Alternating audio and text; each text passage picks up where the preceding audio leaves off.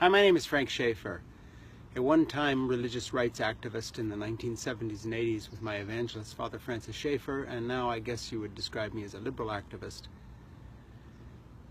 Doing my bit in the resistance to the worst president this United States has ever elected in my lifetime, certainly. That includes Richard Nixon, and that is Donald Trump. But, you know, as we talk about impeachment and hearings and Russia and Putin and corruption and the nepotism of his family and Breitbart.com and all these other people, let's not lose track of something.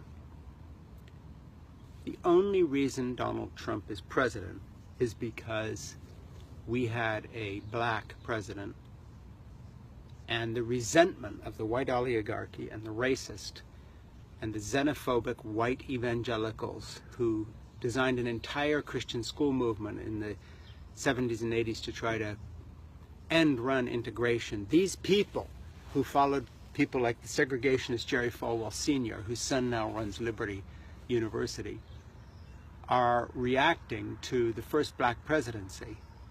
And their reaction was to elect the most unqualified president to replace perhaps the best president this country's had in my lifetime, the most erudite, the most educated, the most well-spoken, the best temperament we've had in a president that I can remember, a true leader. And it's almost like a parody of something like Paradise Lost or Satan's Fall from Heaven, whatever it might be. The reaction against this wonderful figure of President Obama, who endured an 8-year slow-motion lynching by the white mob, the oligarchs, the alt-right, the white supremacists, and all the rest of it. It's almost like a parody. You know, I don't even think Shakespeare would have cooked up something like this, to go from someone so luminous and so bright and so well qualified, but also just so deeply human, the good husband of a wife, a faithful father, someone who is there for his family. And instead we get this adulterous swine, this philanderer, this molester of woman, this person with criminal impulses who lies his way through life, this con man, this multiple bankrupt, this person who's opened this whole Pandora's box of a relationship with our sworn enemy in Russia, and the murderer, the mass murderer, and the assassin and killer Vladimir Putin, who kills his opponents, who jails them, who beats them. To go from Barack Obama to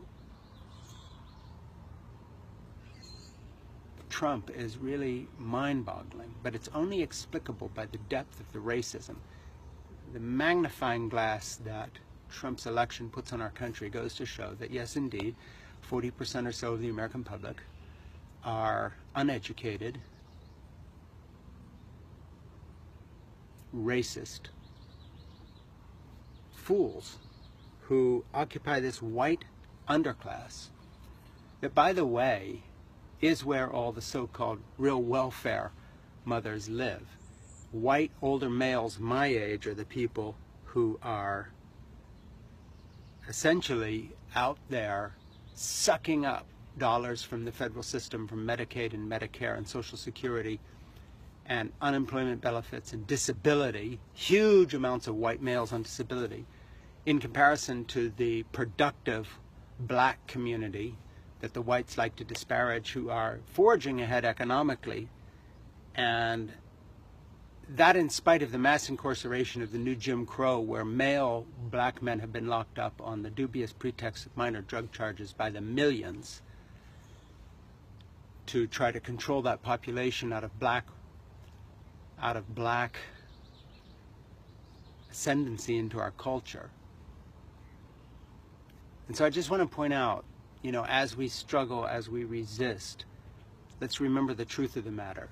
The entire fiasco of Trump is made possible by the resentment of white fools, from the billionaire oligarchs and people like Jeff Sessions and Mike Pence, all the way down to the know-nothing twits flying Confederate flags on the back of their stupid pickup trucks, roaring up and down highways.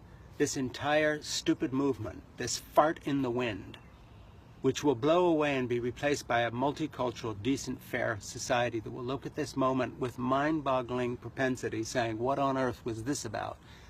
Just remember this. It is the reaction to a first black president.